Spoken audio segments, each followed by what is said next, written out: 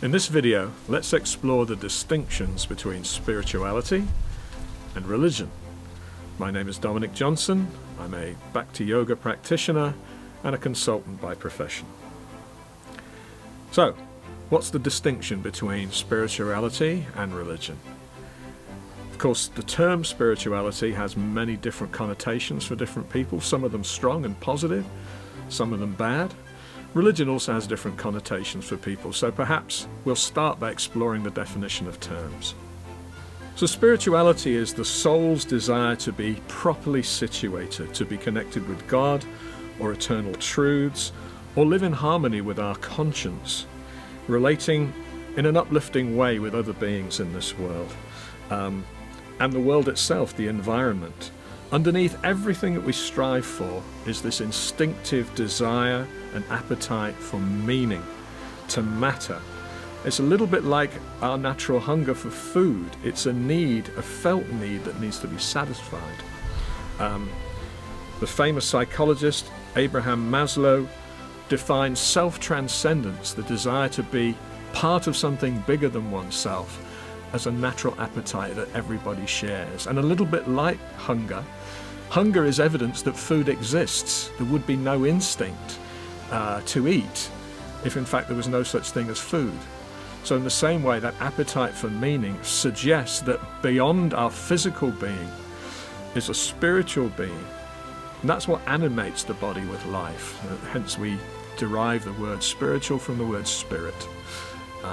Most of the ancient traditions, we could even say religions, have taught that there is a soul transcendental to the human body, or to, in some traditions, all life forms would be evidence of a spirit soul.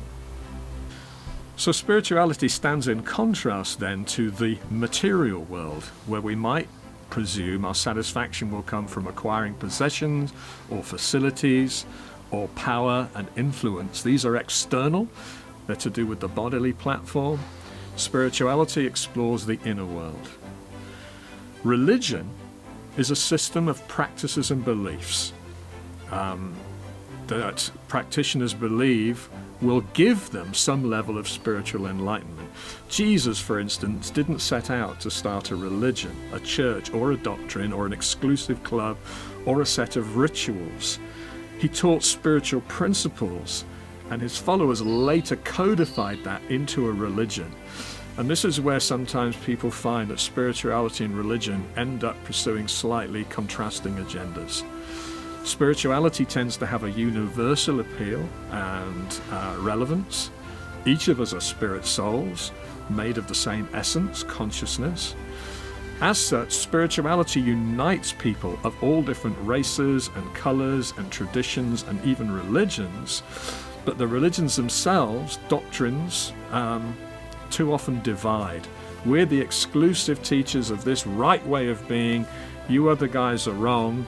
And as we know, when that mentality of condemning others or judging others or making them wrong is sufficiently developed, then it can even lead to persecution and hatred and all kinds of things in the name of religion. My group believes in such and does such and such, whereas your group doesn't believe in those dogmas and is therefore wrong, should be condemned, should be eliminated, we can't be friends, and so on.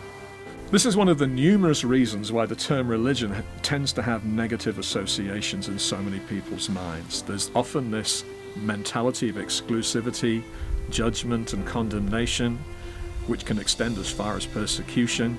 There's often considerable dogma, beliefs which just don't tend to hold up well when exposed to scrutiny, in particular to sort of scientific reasoning. There's also been a lot of experience with hypocrisy, where those professing a particular faith even fail to adhere to their own standards that they promote.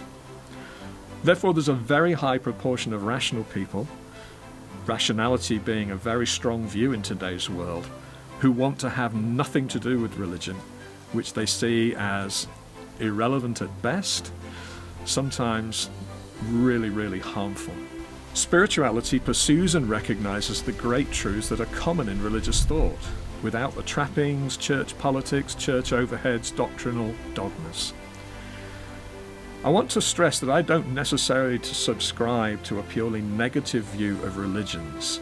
They were fashioned as vehicles through which spirituality might be pursued, but somewhere along the way, often they get co-opted for worldly purposes by less enlightened people with very suspect motives.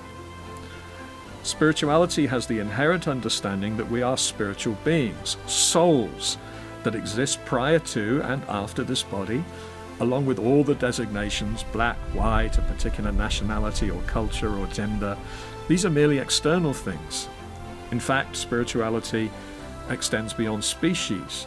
Anywhere we can see consciousness, living things which grow and reproduce and heal and so on, there's a spirit soul present in the mosquito, in the cockroach, in the plants, in the birds, in the cows.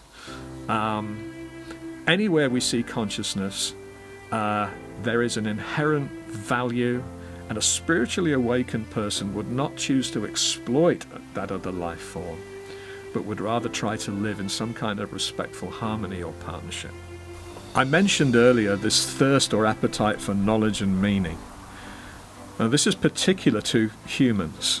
Dogs don't become philosophers. Dogs don't really engage in, inquiries about the nature of things. But every human being will ask the big questions at some point in time. What happens when we die? Is there a purpose to this universe? Where does everything come from?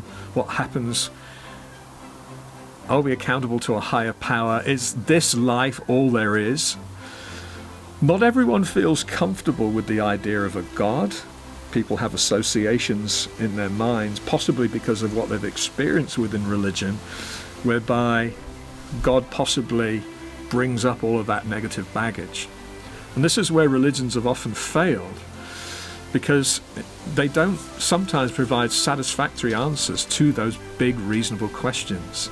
One of those being, how do we reconcile the idea of an all-powerful and all-good God with the existence of evil or horrible things that seem to happen to innocent people? I've personally found the most insightful ancient teachings on these questions to be in books like Bhagavad Gita, Srimad Bhagavatam. We're all spirits, eternal, simply animating these temporary bodies as one might get a few years out of a car. We won't find happiness in stuff, nor in pursuing selfish pleasures, but in service to God. I particularly recommend the books of His Divine Grace, A.C. Bhaktivedanta Swami Prabhupada.